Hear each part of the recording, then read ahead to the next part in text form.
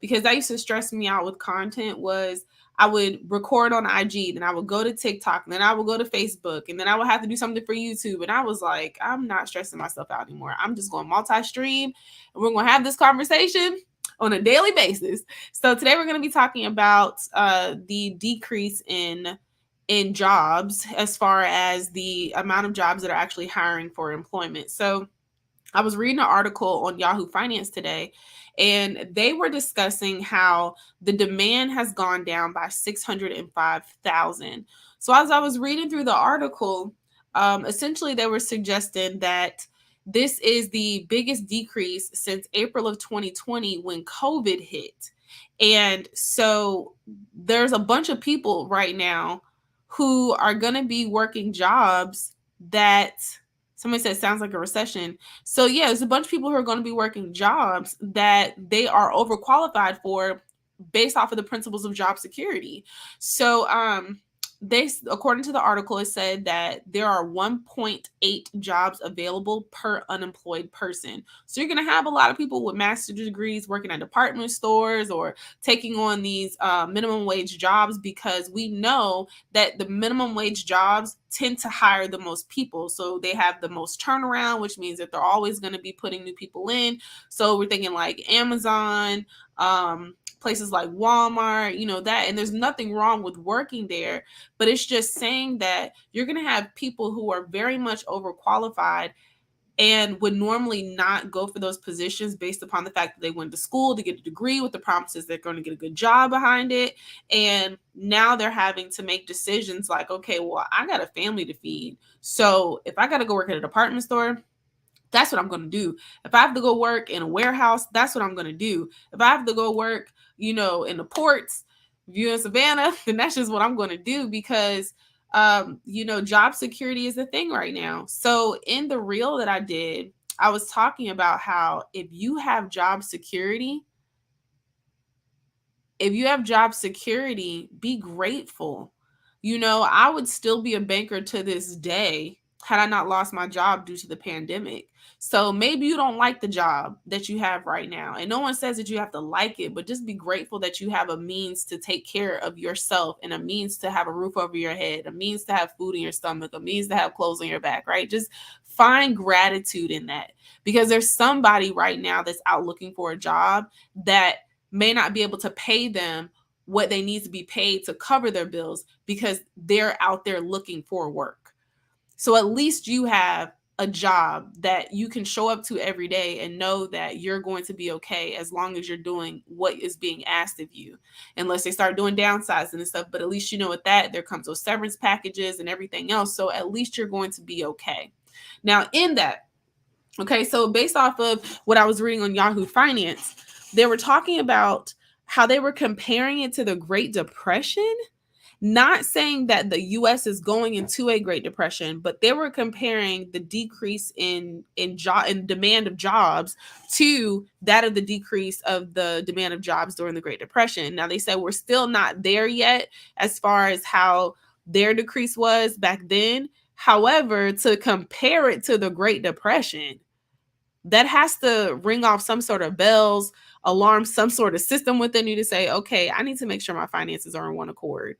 Because, we can be told a million different things about how the economy is functioning, but we all have 2 eyes, 2 ears, right? We all have our own senses, and we can see what's going on with the economy. You can see when jobs are starting to pull back. You can see when you're not getting raises that you should be getting. You can see when you're not getting jobs you should be qualified to get, right? You can see when prices are going up. We can recognize all of these things. So where they may say on the news, we're preparing for a soft landing into a recession, many people are questioning, is it really a recession that we're getting ready to go into, or are we beginning to face a potential depression that they're not trying to acknowledge? And so what I did was I started reading different articles, because I kept seeing different comments under my reels about this. So I was like, you know what, I'm gonna go do some research. So I went in and I started looking at the Bureau of Labor Statistics. I should have had some water. Yes, millionaires are definitely made during these types of seasons. You're absolutely correct. And I'm going to tell you why in just a minute. But I pulled up the Bureau of Labor Statistics. And so they break down all of the unemployment rates. Okay. So when we get down here, And it's saying among the major worker groups, the unemployment rate for Asians increased by 3% in June. All right. The jobless rates for adult men increased by 3.3%, adult women 3.3%, teenagers 11%, whites 3.3%, blacks 5.8%, and Hispanics 4.3%. Okay. They said that there showed little or no change over the month of the major worker groups with unemployment, but those percentages are still thousands of people. Okay. Among the unemployed, both the number of permanent job losers at 1.3 million in June and the number of persons on temporary layoff at 827,000, they said that also changed a little over the month. Now you have to think about it, y'all. We're still coming off of COVID, and now we have monkeypox to deal with, and now California just announced an official emergency with that. So people are curious, are we going to shut down again? And so now they're thinking about a shutdown. They're wondering, are they going to be providing more stimulus checks? But hey, to break it to you, y'all, the U.S. can't print any more money. They printed like over 80% of all U.S. Money over the past year and a half. So you can't print any more money. So now it's just like, okay, well, you stuck with what you stuck with. So I hope you managed it right. All right. In June, the number of long-term unemployment, those jobless for 27 weeks or more, was essentially unchanged at 1.3 million. This measure at 215,000 higher than in February of 2022 or February of 2020. The long-term unemployment accounted for 22.6% of all unemployed persons in June. So these are people who have not been able to find work in almost a year, with half of a year. So 22.6% of the unemployed persons is essentially have been unemployed for half of a year and have either not been able to find work or not been able to find work that would be adequate for whatever it is that their degree would be or whatever type of job title that they may have had. Okay. The labor force participation rate at 62.2% and the employment population ratio at 59.9% were little changed over the month. Okay. So that's good. One thing that I found interesting though, y'all, they said that there's a large percentage.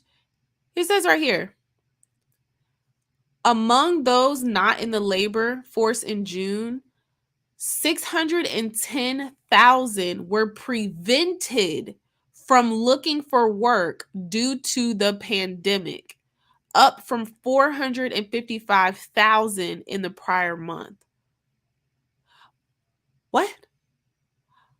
610 people were prevented from looking for work due to the pandemic?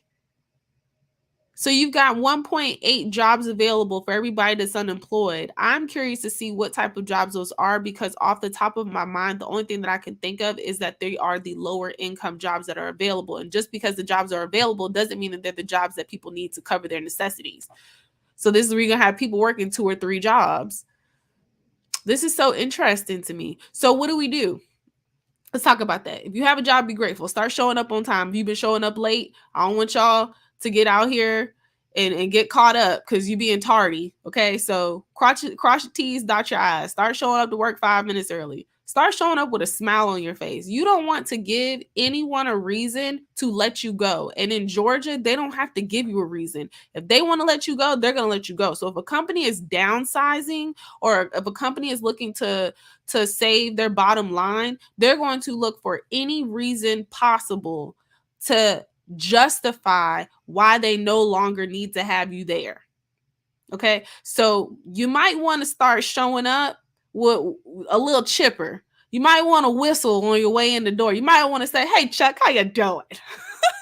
You might want to start doing that, okay? Because at the end of the day, job security is one of the most important things. You can't make any moves left or right if you don't have a consistent source of income coming in. It's okay to have a side hustle, and I definitely encourage everybody to pull in some extra money, but you need the job, okay? So if you're going to go look and say, all right, well, this job may not be making enough right now compared to inflation. We know that, okay? Inflation's at 9.1%. Most people's jobs is not really making enough. Raises aren't going up over 3%. So we know that most people are going to say, I do need some sort of additional income. That's when those side hustles come in. That's when we start looking at our schedules and seeing what we can do in the in between time. Okay, so do I need to get a part-time job working at a department store? Do I need to look at working at a hotel? Can I take some Amazon routes? Start asking yourselves that question, but don't compromise your main source of income in this type of economy because you're too lazy to get up when the first alarm went off. Now you trying to rush down the highway, get caught in traffic. Now you calling your boss telling you that you hit a deer, bruh, and you're going to be late to work. Like, just don't do that, okay? Just start getting up early, drink coffee, get on the road, get to work. With a smile on your face.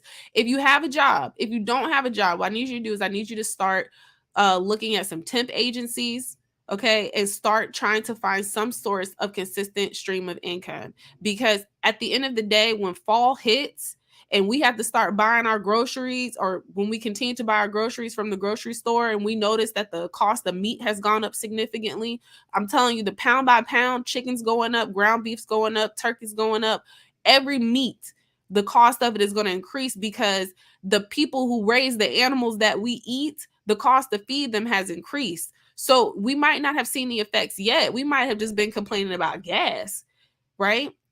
But wait until it really starts to hit us where it hurts. And there's going to be a lot of people trying to plant plants ain't got no sense of a green thumb, talking about something, I'm going to be vegan and I'm just going to grow my own food. There's going to be a lot of people either losing weight or switching their diets because you're not taking heed to what's going on to the economy. Ignorance is only bliss for so long. All right. So if you don't have a job, start looking at some temp agencies. Really start to go out and say, is it time for me? Is what I'm doing, if you're in the entrepreneurship lane, is what I'm doing really going to hold me through this type of economy? It's okay.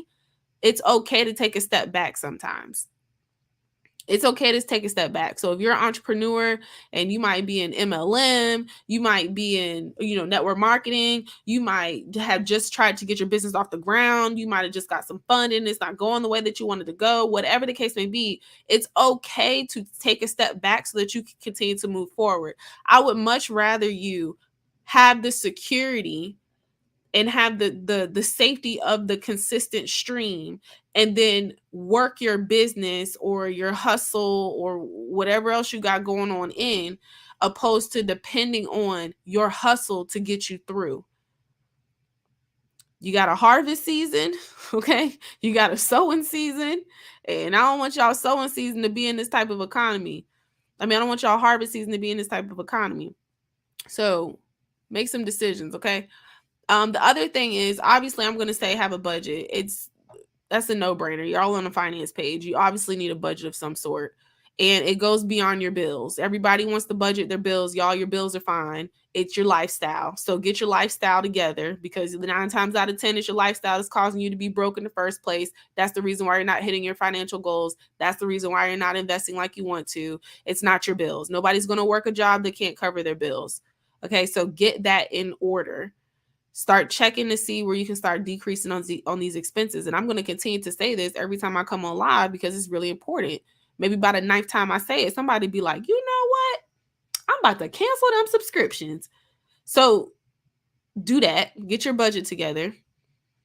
Determine what your emergency fund is going to look like. $1,000 is not enough. That shouldn't be anybody's goal. And if you need to get a side hustle or you need to get a part-time job to hit that, make sure you have that. Because I'd much rather you sacrifice a little bit of time and be tired to be okay if something happened than to not make the initial sacrifice to make sure that you're financially okay, and then something happened, and now you calling every other family member to try and borrow money, or now you doing one of these payday loans, or now you trying to put a loan up against your car, causing yourself even more financial detriment.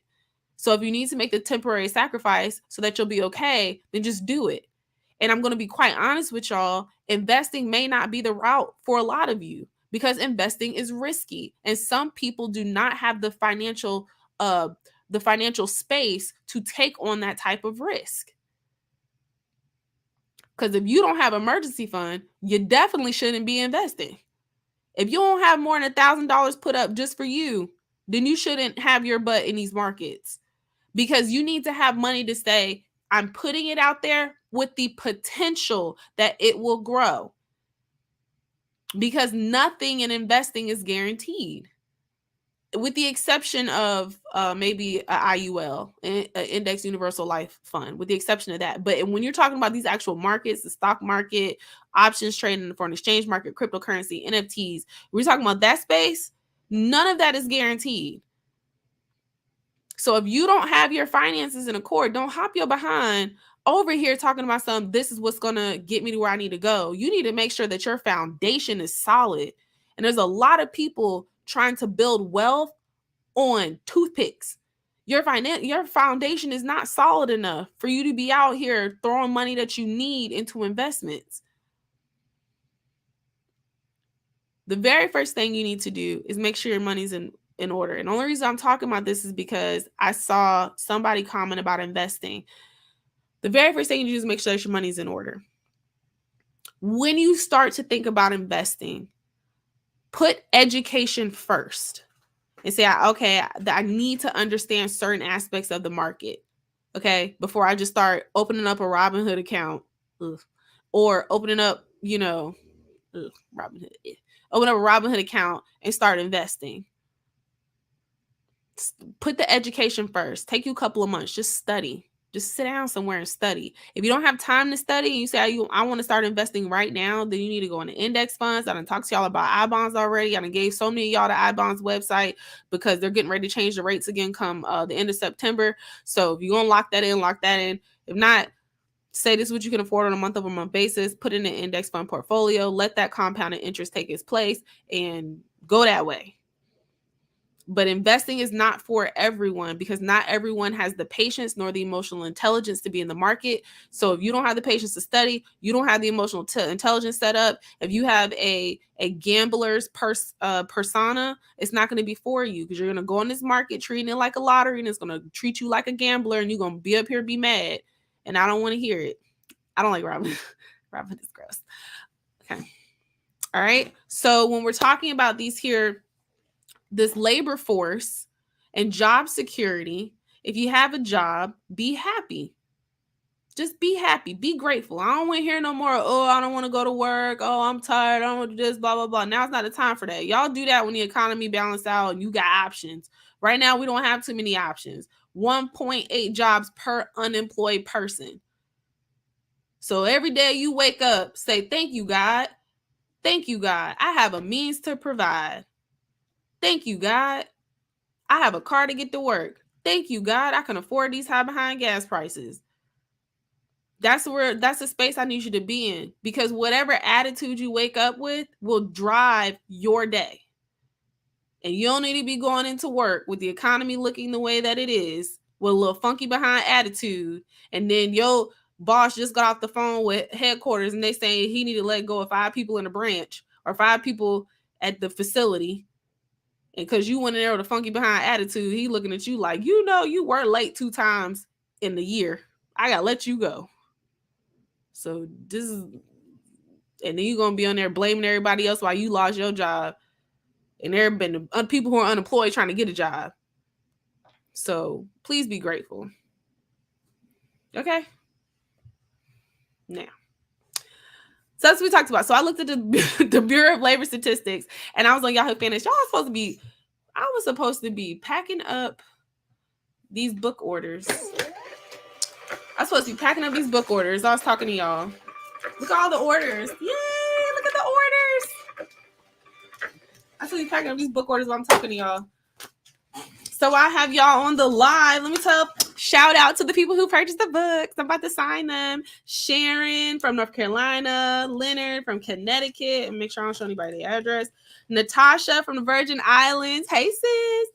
Rhonda from California. Natasha from Mississippi. Yachi from Covington, from Georgia. Brittany from California. Devin from Pennsylvania. Joanne from Georgia, Sean from Suffolk, and Ruth from Texas. Thank y'all for purchasing your book. I'm about to sign them now and package them up, and I'm heading straight over to the post office. So I appreciate y'all, all these beautiful states and places and countries and everything. So nice. Okay, so do y'all have any questions around this unemployment mess? Any opinions? Like, are some of y'all's jobs doing this? Have they had these conversations with y'all? I remember when I was a banker. Y'all. We used to have those conversations. It was like, all right, y'all might want to tighten up because we got to make some decisions come up soon. Grateful my job doesn't cover all my bills, but still grateful. Yes. Okay, if you if you want a book, just order it. I can get it out today. So if you want a book, order it. I'm about to get these all packaged up. I got this whole bundle here. I'm about to sign. I've got some extra copies here. I have 20 more copies. And then I'm waiting on my new order to come in. So it should be in sometime by the end of the week, I think. Yeah. I got 3 jobs. My main one is the most secure. We work with local governments and municipalities. Oh, okay. See, I'm about to order right now. Yes, order your book. Order your book. Yes, do the numbers reflect the people starting their own businesses? I don't think that it does. They did talk about, so it y'all, I wish that somebody's calling me. Do they not know I'm on live? Let me see.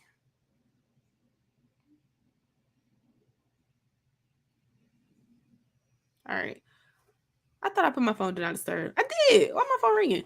Okay, so let me check. They did talk about people voluntarily not working, and I'm gonna assume that maybe that's what they're focusing on when they say their own businesses. But let me put in here and say control F business. Let's see.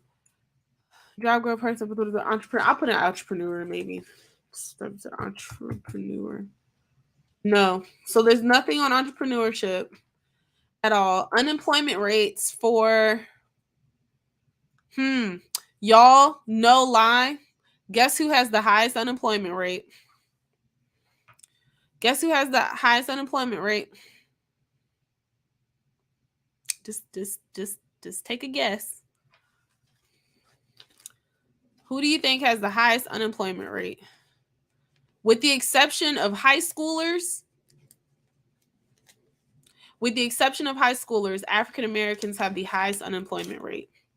That is just irritates my soul. 9.2%.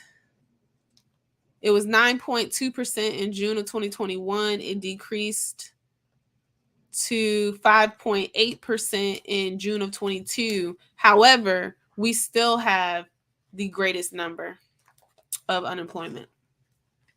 Yep.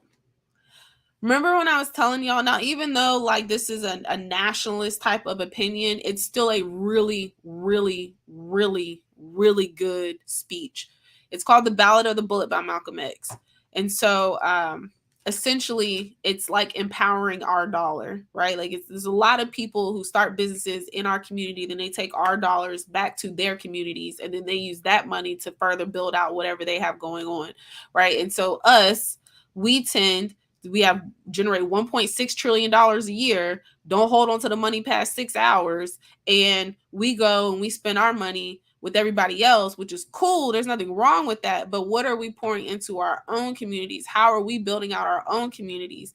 And there's seldom do we see our businesses in other communities, and then we're taking other communities' money and bringing it back to us and building us out. But we can go up the street, and you can go in any street down the hood, and you'll see that it's a bunch of other cultures that have businesses there that are taking our dollars and doing, what they will with them. And so it's just about making sure that we're employing ourselves, essentially. That we've had the highest unemployment rate last year, this year, probably gonna be next year. Hopefully not. But the data is the data. And this is the Bureau of Labor Statistics. So we gotta do something. Let me see. Yeah, they don't have anything on here. So let's see. Total non-farm payroll employment rose by 372,000 in June. So that's good. Employment in professional and business services, it says that grew as well. It's saying that these different sectors grew, but if it grew, then why is the demand down by 605,000? And also, how many of these jobs are contract jobs? Let's talk about that. I know a lot of people that have 6-month contract jobs. Have y'all seen that out lately? Like, oh, it's a 12-month contract or a 6-month contract with these temporary hirees. There's a lot of that. So this is interesting. Y'all, please, please, please do right with your money. I'm begging you, please. That's like, just please. Hold off on the designer, chill out with the vacations, like make some other decisions temporarily to get your money to where it needs to be. Small business 1 and 2 employees, maybe. No, like even the government is having 6-month contracts. And you can find, like, just go to a temp agency if you don't have a job or you're looking for something part-time or you want like a work from home job. There's different groups that have them, like there's different groups on Facebook that just solely focus on work from home jobs. Be careful because there are scammers out there, but you can go through a temp agency too and you can let them know, hey, I don't have a vehicle. I can only work from home, but I have a reliable source of internet. I have a quiet space. I'm able to do what I need to do and try about it that way. But get y'all some. And then if you need a side hustle, I believe my side hustle guide is in my free resource vault, and literally it just has a whole bunch of different side hustle jobs you can do in your own time. Some pay same day, some you can just work around your schedule. I want y'all to look up Ghost Go Spot Go. Yeah, so what it is like you can do this on your way home from work. So let's say like you're home on your way home from work, you got to pass by Publix or Target or something like that. What you do is go spot check. Go spot check. So what you do is you pull up to one of those stores. You're in charge of a particular display. So maybe you're in charge of the baby wipes display. And so they'll send you a photo, like in the app. It's a photo of what the display is supposed to look like. Your job is to make sure that you just zhush it up to look appropriate for whatever the photo is. And then you have to take a photo before and after you do the display, send it to them. They pay you for gas. They pay you by the hour, like 20 something dollars. And if you work it right, maybe you can stop at a couple of them on your way home. Maybe you can stop at a couple of your way home. So now technically you're being paid to drive home from work or drive to work. And you're being paid, for the hour, even if it didn't take you an hour to do the display. So maybe it only took you 20 minutes to do the display. They'll still pay you for an hour's time. So it's called Go Spot Check. It's not everywhere. There's another one for different regions. I'll have to figure out what that name is. I know I have it in my side hustles, but I just can't think of it off the top of my head. But you can do it for Target, Publix, Kroger, yeah, just make good use of your time. Because if you got a route to take anyway, you're going to pass by, make good use of your time. Okay? All right, y'all. Well, I'm going to go finish these book orders. So if you wanted to grab one, I'm finishing them up now. And y'all, you get the cutest little gift. I send you a bookmark. Like, I don't know if y'all can see this. My nails. I'm trying to take my nails off, so please don't judge me. I'm trying to take my nails off. They look real ghetto right now. I was biting them off. Let me see. Do you get a crown bookmark with your book? Because you're a queen. You get a crown bookmark with it. Yes. And also, for those of you who are interested in the stock class, y'all, there's only 100 spaces. Content order the wrong address went through. It's okay. Just DM me the address. I'll make sure I get it updated. I have people do that all the time, so it's fine. What was I gonna say? So the stock class. So y'all, it's August the 13th. Oh, I need more footage. It's August the 13th at 8 p.m. Eastern Standard Time. If you attend the class, you do get a recording of the class. It'll be edited down to make sure all the introductions out and all that kind of stuff. You'll just get the actual core content. The other thing is that I can only have 100 people in that room, and I've only been talking about this for 3 days. And so it's 60% sold already. So in 3 days, 60 seats have been taken. And I got a notification when I was on a call that a couple more tickets. So I don't know where it's at right now, but this class is more than likely going to sell out, only because in the first 3 days, over 60% of the class is gone. So if you want a seat at the table, get a seat at the table. It's going to be everything that you need in relation to investing in the stock market. And I'm also going to be pulling up one of my personally managed stock portfolios and giving you an insider's look at it, because I need you to see the real deal. I don't want y'all to just have terminology. I want y'all to have terminology. I want y'all to have everything you need around fundamental analysis, technical analysis, how to enter a trade, when to enter a trade, what to look for. Don't come over here with your hair looking like that. Scoot, scoot.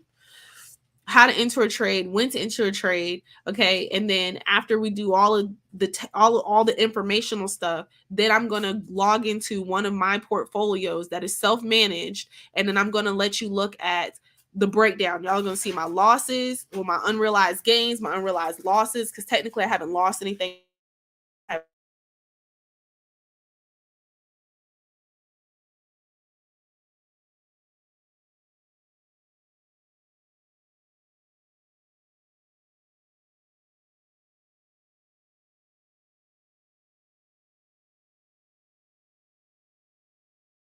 Talks with Jonathan Thomas. How are you?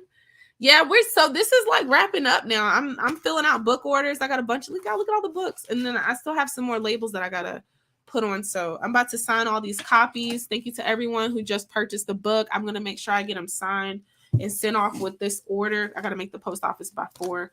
But essentially, y'all, the thing is that the demand for jobs is down 605,000.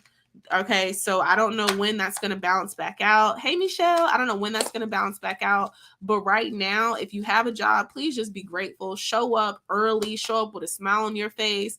They look for every reason under the sun to let us go if they can. So, we have to be twice as smart, twice as fast, twice as strong, twice as happy, twice as all of that, right? So I just want y'all to be informed about what's going on so that you can make the decisions you need to make around yourself. So if you need a side hustle, get a side hustle. Navigate that around your own personal work schedule. I know every holiday season, despite what's going on with the economy, when I was a kid, my mom, I know you didn't sneak your little narrow behind over here. No, I have a question. Okay, you have to wait a second. I saw my daughter peeping. So I know every holiday season, regardless of what was going on with the economy, my mom would go get like a part-time job at Ross, so she wasn't compromising her full-time source of income in order to provide a Christmas for us or a nice birthday for us. So maybe you need to look at the economy as like what's going on with you and your finances right now. Maybe you need to say, you know what, I just needed something temporary to hold me over through the recession so that I can fight inflation, so that I can have enough money to still do the things I want to do. Because let's keep it real. We're still going to celebrate birthdays. We're still going to celebrate Christmas. It don't matter. We got 2 pennies to rub together. We'll figure out a way to make $1 out of 15 cents so that our kids are happy or our loved ones are happy. We're just going to do it. So if you know you're going to do it anyway, you know that everything's more expensive. What better opportunistic time than to just prepare for it now? And I don't want to give y'all this whole rah shish kumbah fluff around money, because ain't nothing funny when you don't have no money. It's real bad.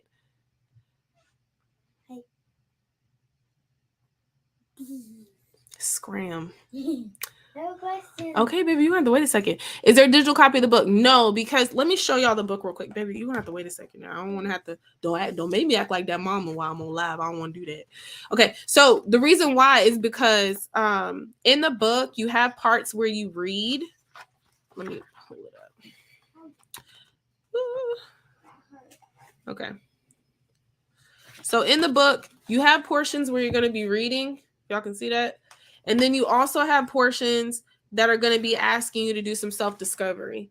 So the only reason why I haven't come out with the audio or digital version of this yet is because in my mind, I think it's going to end up being its own class, because I really want to take y'all through that process. And when I started this book, it was originally a class and I turned it into a book because I wanted to help more people.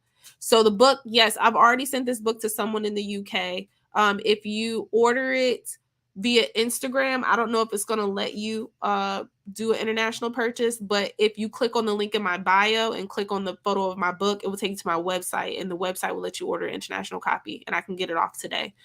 What's the cost? It's $29.99 plus shipping and handling. So this is a full self discovery for you. If you need to figure out your relationship with money, this is the foundation of where you start. Before you touch the numbers, you got to figure out how you're operating with money, why you're operating with it the way that you are. Identify your triggers around money and create healthy boundaries around those triggers. So when you get to the budget, because this will take you through the numbers as well, when you get through the budget, you have a clear reason as to why you're sticking to it. Because I see so many people, including myself, when I first started my financial journey, I created a budget all the time. I only stuck to it for about a week and a half. And the reason was because I was looking at the budget as a band aid to lifelong relationship that I had with money. My habits, triggers, behaviors around money, it took me a lifetime to develop that, right? But I'm looking at it. But if, girl, you got rollers in your hair on my live, Lord Jesus, Maya, baby. Not the rollers, sweetheart. They're not supposed to see. They're supposed to see it when the rollers are out your hair, when it's all crisp and nice and bumped. Can you shimmy that way? Okay, shimmy that way. Shimmy that way. Shimmy, shimmy, shimmy, shimmy. Thank you. Exit. Yeah, no, I need that. I got to do another book. Maya, Lynn, don't make me act like that mama on live. Close the door.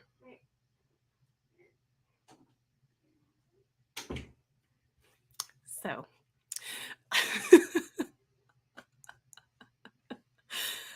okay. So, what was the question?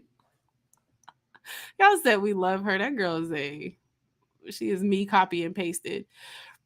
Okay. Should we pay off credit cards? So that was the question. Should we pay off credit cards? I don't want you using all of your money to pay off debts. Not right now. I want you to have a financial plan that focuses on saving money and paying off debts. Because what will end up happening is you will end up using all of the money that you need to save, trying to pay down debt. And then what are you going to do when an actual emergency happens? You don't have anything put aside.